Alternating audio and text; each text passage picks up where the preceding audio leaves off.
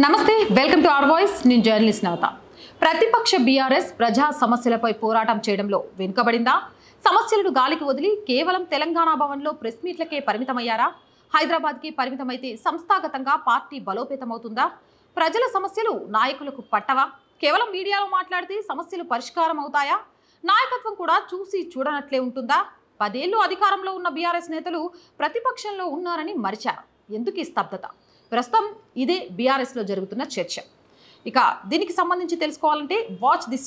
story చూసే ముందు are voice ఛానల్ని సబ్స్క్రైబ్ చేశారా లేదా ఒకసారి చెక్ చేయండి సబ్స్క్రైబ్ చేయకుంటే వెంటనే సబ్స్క్రైబ్ చేయండి కంటెంట్ బాగుంది అనిపిస్తే లైక్ చేయండి షేర్ చేయండి ఆర్థికంగా సపోర్ట్ చేయాలి అంటే సబ్స్క్రిప్షన్ పక్కనే జాయిన్ అనే బటన్ ఉంది 1 to 5 లెవెల్స్ ఉన్న ఏదో ఒక లెవెల్లో సపోర్ట్ చేయండి లేదా స్క్రీన్ మీద ఉన్న ఫోన్పే గూగుల్ పేతో పాటు అకౌంట్ డీటెయిల్స్ ద్వారా అయినా సహాయాన్ని అందించండి ఇక స్టోరీలోకి వెళ్తే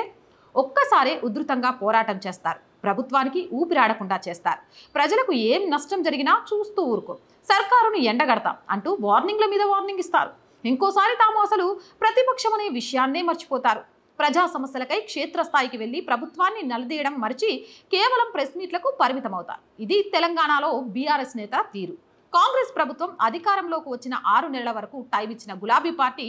ఆ తర్వాత ఉద్యమాలను ఉధృతం చేసింది ప్రధానంగా రైతు సమస్యలు హైడ్రా మూసి కూల్చివేతలు హాస్టల్లో కలుషిత ఆహారం వంటి సమస్యలను లేవనెత్తింది క్షేత్ర స్థాయిలో పోరాటాలు చేసింది వరంగల్లో బీఆర్ఎస్ తర్వాత గులాబీ పార్టీ ఉద్యమాలు నిలదీతలు ఇంకా హోరాహోరీగా ఉంటాయనుకున్నారు కానీ గత నెలన్నరగా బీఆర్ఎస్లో ఎలాంటి ప్రజా కార్యక్రమాలు కనిపించడం లేదు ప్రజా సమస్యలపై పోరాటం చేయడంలో ప్రతిపక్ష బీఆర్ఎస్ వెనుకపడుతుందనే చర్చ జరుగుతోంది ప్రజల మధ్యలో ఉండి ప్రజల సమస్యలను ప్రభుత్వం దృష్టికి తీసుకెళ్లాల్సిన నాయకులు కేవలం హైదరాబాద్లోనే మకాం వేస్తున్నారట ముఖ్యమంత్రి మంత్రులు కాంగ్రెస్ నేతలు మాట్లాడిన మాటలపై తెలంగాణ భవన్ వేదిక నుంచే ప్రెస్ మీట్లు పెట్టి కౌంటర్ ఇవ్వడాలు ప్రశ్నిస్తున్నారు తప్ప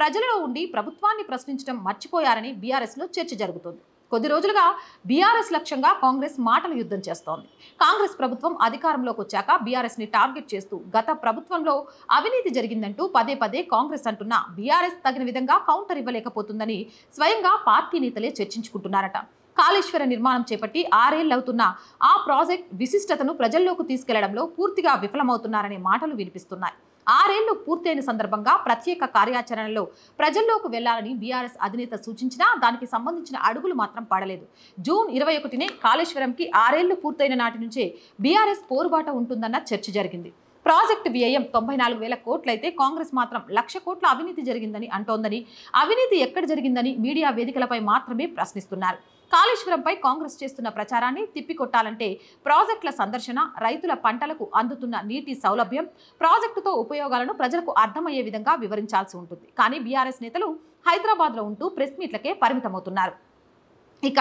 త్వరలోనే స్థానిక సంస్థల ఎన్నికల నగర మోగనుంది స్థానిక సంస్థల ఎన్నికల్లో సత్తా చాటాలంటే గ్రామాల్లో తిరిగి పనిచేయాల్సిన అవసరం ఉంది కానీ నేతలు మాత్రం హైదరాబాద్కే పరిమితమవుతున్నారు పార్టీలో కమిటీలు వేయకపోవడంతో ఎవరు ఎక్కడ ఎలాంటి కార్యక్రమంలో పాల్గొనాలి పార్టీలో తమకు ఏం పోస్టు ఉందని ఏ కార్యక్రమాన్ని ముందుకు చేయాలి అని బీఆర్ఎస్ నేతలు ఆలోచనలో పడుతున్నారట గ్రామాల్లో ఇందిరమ్మ ఇండ్ల లబ్ధిదారుల ఎంపిక కార్యక్రమం జరుగుతుంది అయితే క్షేత్రస్థాయిలో ఆశావాహుల సంఖ్య ఎక్కువగా ఉంది తమకు ఇండ్లు ఇవ్వాలనే డిమాండ్స్ వినిపిస్తున్నాయి కానీ వారి తరపున వాయిస్ వినిపించడంలో ఇష్యూను సర్కార్ దృష్టికి తీసుకెళ్లడంలో ప్రతిపక్షంగా బీఆర్ఎస్ విఫలం అవుతున్నారనే విమర్శలు వస్తున్నాయి ముఖ్య నేతలు గ్రామీణ ప్రాంతాల్లో పర్యటించకుండా రాబోయే స్థానిక సంస్థల ఎన్నికల్లో ఎలా నెగ్గుకు రాగలరు అనేది బీఆర్ఎస్ నేతలు చర్చించుకుంటున్నారు బీఆర్ఎస్ నేతలు తాము ఇంకా అధికారంలోనే ఉన్నాం ప్రతిపక్షంలో లేమన్న భావనలో ఉన్నట్లు పార్టీ నేతలు గుసగుసలాడుకుంటున్నారు వచ్చే స్థానిక సంస్థల ఎన్నికల్లో బీఆర్ఎస్ గెలవాలంటే ప్రభుత్వంపై ఉన్న వ్యతిరేకతను క్యాచ్ చేసుకోవాలి లేదంటే బీఆర్ఎస్ కి వచ్చి ఏ ఎన్నికైనా గడ్డు కాలమే అంటున్నారు పార్టీ నేతలు బీఆర్ఎస్ 10 సంవత్సరాలు అధికారంలో ఉన్న 2023 ఎన్నికల్లో ఓడిపోవడానికి ప్రధాన కారణం ప్రజా ప్రతినిధులు ప్రజలకు అందుబాటులో ఉండకపోవడం అలానే ఇప్పుడు కూడా పార్టీ క్యాడర్కి దూరంగా హైదరాబాద్కే పరిమితమైతే బీఆర్ఎస్ పరిస్థితి ఏంటన్న చర్చ జరుగుతోంది వరంగల్ సభ తర్వాత బీఆర్ఎస్ పార్టీలో జోష్ రావాల్సింది పోయి కవిత వ్యవహారంతో చర్చ పక్కదారి పట్టింది గులాబీ క్యాడర్ని కొంత గందరగోళానికి గురిచేసింది దీనికి తోడు కాళేశ్వరం కమిషన్ కేసీఆర్ హరీష్ కు నోటీసులు ఇవ్వడం ఇంకోవైపు ఈ కార్ రేస్ వ్యవహారంలో కేటీఆర్ కి నోటీసులు బీఆర్ఎస్ ని కొంత ఒత్తిడికి గురిచేశాయి అయితే ఓవైపు ఈ విషయాలపై స్ట్రాంగ్ కౌంటర్ ఇవ్వడంతో పాటు మరోవైపు ప్రజా సమస్యలపై సర్కార్ను నిలదీయడంలో కారు పార్టీ నేతలు వెనకబడిపోతున్నారనే చర్చ జరుగుతుంది మరి ఇకనైనా దూకుడు పెంచుతారా లేదా చూడాలి మీ అభిప్రాయాన్ని కామెంట్ సెక్షన్లో పెట్టేయండి జై హింద్ జై భారత్